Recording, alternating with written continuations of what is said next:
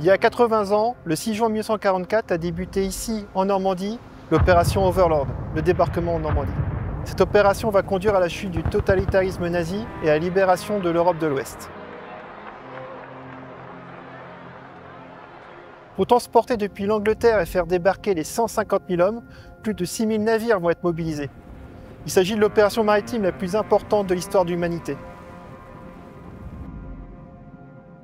Nous sommes aujourd'hui à Romanche, où un port artificiel a été installé par les Alliés en juin 1944. Ce port, imaginé par Winston Churchill lui-même, a permis d'acheminer près de 10 000 tonnes de matériel chaque jour et de permettre la réussite du débarquement.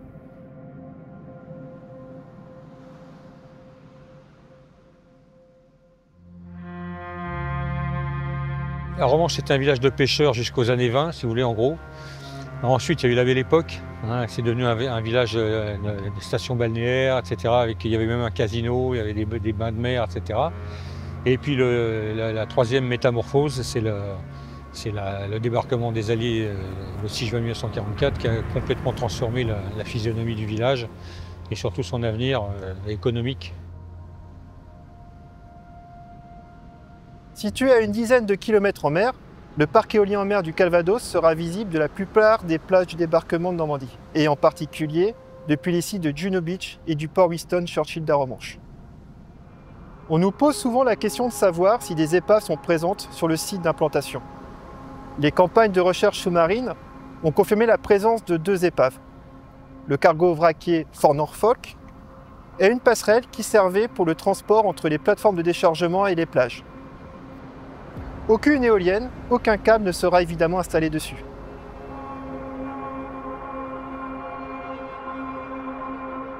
Ce groupe de travail Histoire et Devoir de mémoire, il a été constitué à la suite du débat public en 2013.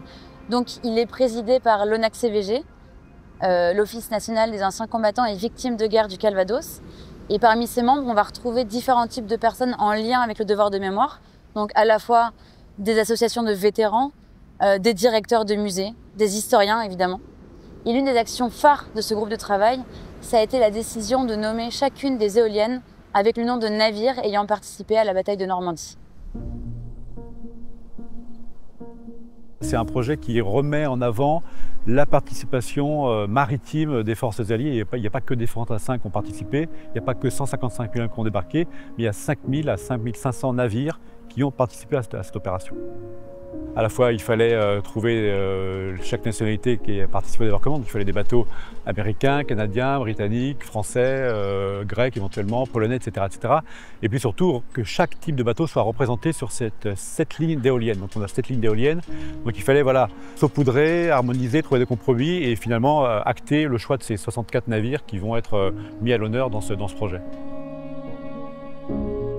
Notre choix s'est porté également sur des navires français, puisque la présence française est certes symbolique, mais elle est quand même là. Et puis il y aura aussi la présence des bateaux norvégiens, et notamment on va parler du Svenner, un bateau norvégien qui est le seul bateau qui a été coulé par une torpille allemande d'une vedette rapide partie du port du Havre. Donc quand les Français, par exemple, débarquent en Normandie le 6 juin sur Sword, ils voient brûler sur leur gauche ce Svenner qui a été torpillé par les Allemands.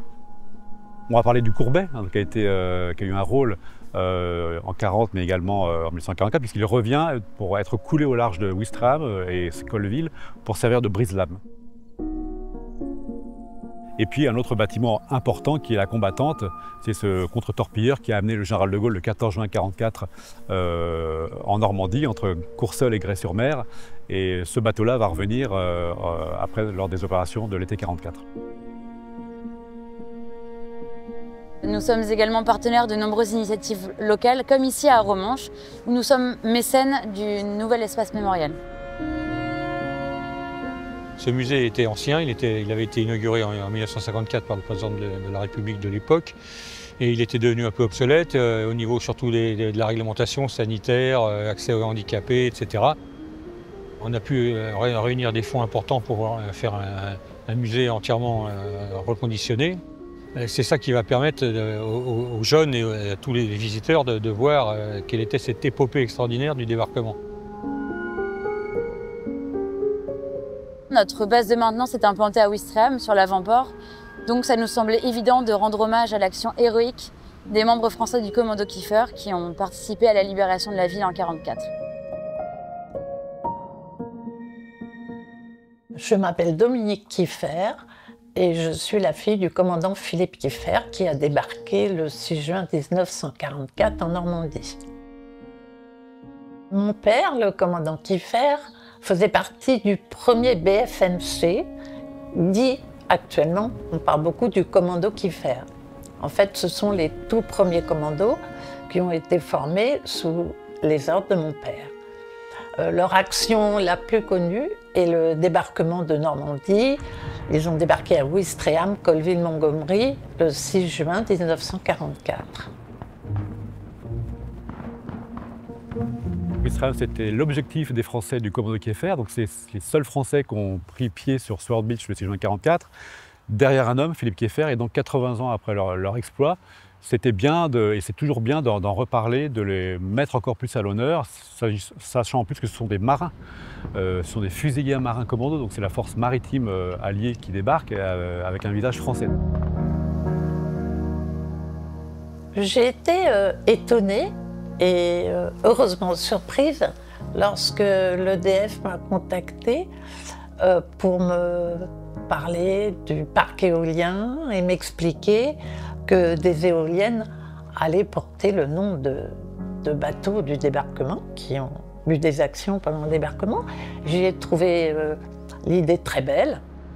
Et le devoir de mémoire va continuer avec EDF autour du commando Kieffer, puisqu'ils sont implantés à Ouistreham pour cette préparation des éoliennes.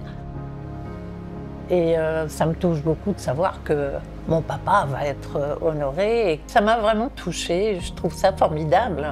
Il faudrait que toutes les entreprises continuent des actions comme ça.